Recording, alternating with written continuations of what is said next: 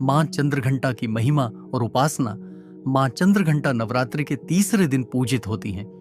यह स्वरूप मां दुर्गा का अत्यंत दिव्य, शांतिदायक और कल्याणकारी रूप माना गया है। इनके मस्तक पर आधे चंद्र के आकार की स्वर्णिम छटा विद्यमान रहती है, जो घंटा जैसी प्रतीत होती है। इसी कारण इनका नाम चंद्रघंटा पड़ा। इनके स्वरूप का दर्शन करते ही साधक के भीतर एक दिव्य आभा का अनुभव होता है। देवी चंद्रघंटा 10 भुजाओं वाली हैं और प्रत्येक भुजा में अलग अलग दिव्य अस्त्र शस्त्र धारण किए हुए हैं। वे अपने भक्तों के कल्याण के लिए सदैव तत्पर रहती हैं। सिंह पर आरूढ़ होकर वे यह संदेश देती हैं कि भक्त चाहे कितनी भी कठिन परिस्थितियों में क्यों न हो, यदि उसके पास श्रद्धा और साहस है तो वह हर प्रकार की बुराई और भय पर विजय प्राप्त कर सकता है। मां चंद्रघंटा की उपासना से साधक के भीतर दिव्य आभा और आध्यात्मिक शक्ति का संचार होता है। शास्त्रों में वर्णित है कि इनकी पूजा से जीवन के सभी संकट दूर होते हैं और साधक को आत्मबल, धैर्य, साहस और निर्भयता की प्राप्ति होती है।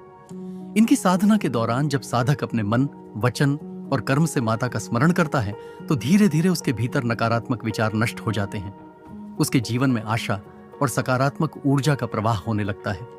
देवी के नाम में ही घंटा शब्द छिपा है। कहा जाता है कि मां चंद्रघंटा की दिव्य घंटी की ध्वनि इतनी प्रचंड और भयावह होती है कि इससे दानव, दैत्य और नकारात्मक शक्तियां कांप उठती हैं। इसीलिए आरती या पूजा में घंटा बजाने का विशेष महत्व बताया गया है। जब भक्त भक्ति भाव से घंटे का नाद करता है तो वातावरण में मौजूद नकारात्मक शक्तियां दूर हो जाती हैं और वातावरण शुद्ध तथा पवित्र हो जाता है। यही कारण है कि मंदिरों में पूजा के समय घंटा नाद को अनिवार्य माना गया है। मां चंद्रघंटा के स्वरूप का विशेष महत्व महिषासुर वध की कथा से जुड़ा है। जब असुरराज महिषासुर ने तीनों लोकों पर अत्याचार करना शुरू कर दिया और देवताओं तक को पराजित कर दिया, तब त्रिदेव, ब्रह्मा, विष्णु और महेश ने अपनी शक्तियों का संचार कर आदिशक्ति दुर्गा का आह्वान किया। देवताओं ने माता को अपने अपने दिव्य शस्त्र प्रदान किए। भगवान शिव ने त्रिशूल, भगवान विष्णु ने सुदर्शन चक्र, इंद्र ने घंटा, सूर्य ने अपना तेज और तलवार, अग्निदेव ने शक्ति। इन दिव्य अस्त्र शस्त्रों से सुसज्जित होकर माता ने सिंह पर आरूढ़ होकर रणभूमि में प्रवेश किया। उनके आते ही पूरे ब्रह्मांड में घंटियों का नाद गूंज उठा। असुरों का हृदय भय से कांपने लगा। युद्ध भयंकर हुआ।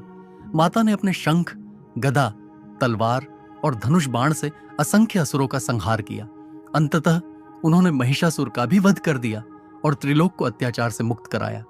यह कथा हमें यह संदेश देती है कि धर्म और सत्य की सदैव विजय होती है और अधर्म कितना भी शक्तिशाली क्यों न हो, अंततः नष्ट ही होता है। शिव पुराण में मां चंद्रघंटा के स्वरूप से जुड़ी एक और रोचक कथा मिलती है। जब माता पार्वती का विवाह भगवान शिव से होने वाला था, तब भगवान शिव अपनी बारात लेकर हिमालय के द्वार पर पहुंचे। परंतु वह बारात किसी साधारण स्वरूप में नहीं थी। भगवान शिव का स्वरूप अत्यंत विचित्र और भयावह था।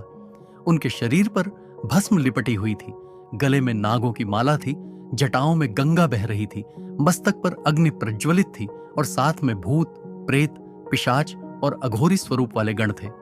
ये दृश्य देखकर राजा हिमालय और माता मैना देवी भयभीत हो गए। माता मैना तो बेहोश हो गईं और विवाह रोकने का प्रयास करने लगी।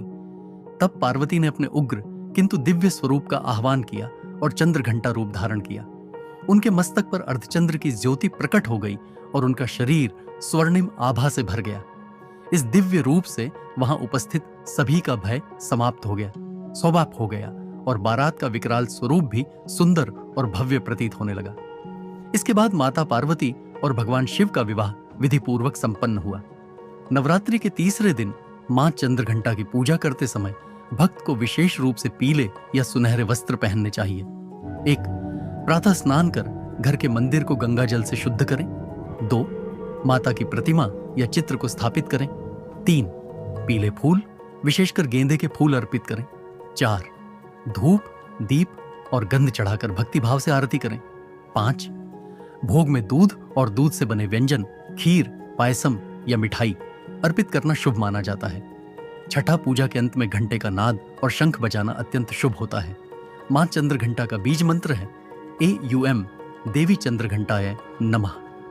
इस मंत्र का 108 बार जाप करने से साधक को निर्भयता, साहस और आत्मबल की प्राप्ति होती है। साथ ही घर परिवार में शांति और सुख समृद्धि का वास होता है। मां चंद्रघंटा का स्वरूप हमें यह शिक्षा देता है कि जीवन में शक्ति और शांति दोनों का संतुलन आवश्यक है। उनका उग्र रूप हमें यह प्रेरणा देता है कि अधर्म और अन्याय का डटकर विरोध करना चाहिए।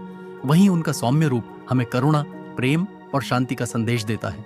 भक्त यदि नवरात्रि के तीसरे दिन सच्चे मन से मां चंद्रघंटा की आराधना करता है तो उसके जीवन से भय और संकट समाप्त हो जाते हैं। उसके हृदय में साहस, आत्मबल और धैर्य का उदय होता है।